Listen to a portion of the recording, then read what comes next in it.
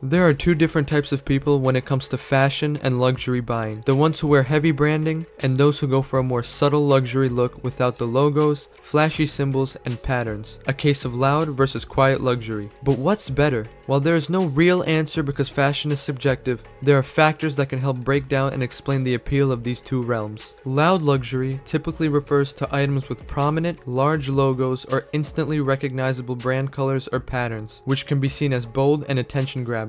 The nature of this type of apparel emphasizes the brand itself rather than the design of whatever you're wearing. Take for example, a Louis Vuitton monogram bag or a Gucci Tiger tracksuit. These are examples of loud fashion. The repeating LV print and the iconic red and green striped Gucci color scheme are instantly recognizable. This type of apparel aims to make the brand behind it the main focus rather than a unique style or creative choice. Loud luxury has been around for decades. While the concept behind it is simple, it's a large contributor to the success of many brands, especially the high-end brands that have a reputation for being luxurious and exclusive, as people associate these brands with high social and financial status. This type of fashion can be misused by people who want to flex their wealth. Younger audiences tend to fall into this category of fashion because a lot of young audiences want to impress the people around them and seem high status, although doing this doesn't prove to anyone that a person is genuinely wealthy. On the contrary, some people just appreciate the branded apparel for what it is, because of aesthetics and consider it a form of wearable art, although a lot of people really overdo this look. Brands that include loud luxury in their catalogs are Balenciaga, Gucci, and Versace, to name a few.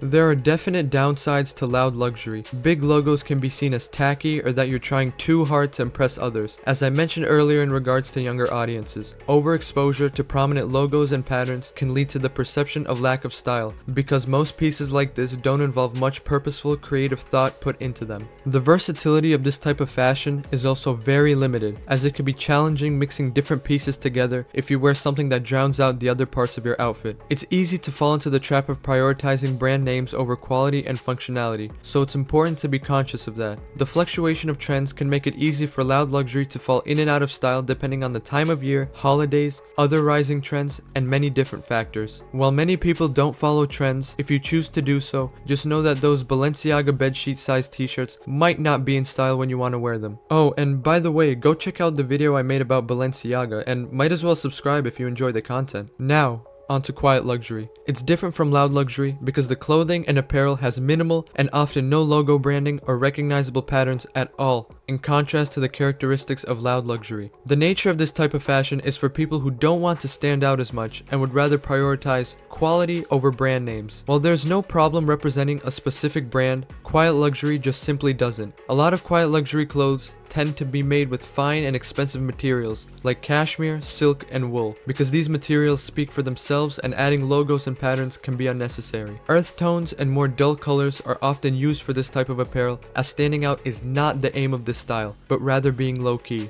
These color choices allow for more versatility compared to loud luxury. Minimalist styles like this are also timeless, as they can be reworn year-round for many years and still look classy. Quiet luxury has made a comeback in recent times. Nowadays, a lot of people are opting for non-branded, high-quality pieces for their wardrobe without drawing possible unwanted attention or feeling of being tied to brands. Some brands that create quiet apparel are Hermes, Bottega Veneta, and many other niche artisans that specialize in high-quality, unbranded luxury. From a price perspective, both quiet and loud luxury can reach the 4 to 5 figure price point. It all comes down to materials, craftsmanship, availability, and value that a brand chooses to attach to any given product. I find that loud pieces tend to go for more on average because of their wow factor and much higher consumer markup due to the amount of marketing that goes into loud luxury. And that's not to say that elite quiet luxury can't be more expensive than its loud counterpart, because it definitely still can be and often is, depending on the manufacturer. All in all, the whole loud versus quiet luxury debate comes down to personal preference, budget, and style, as liking one style over another is natural, and a balanced mix of both loud and quiet luxury is ideal for most people's wardrobes.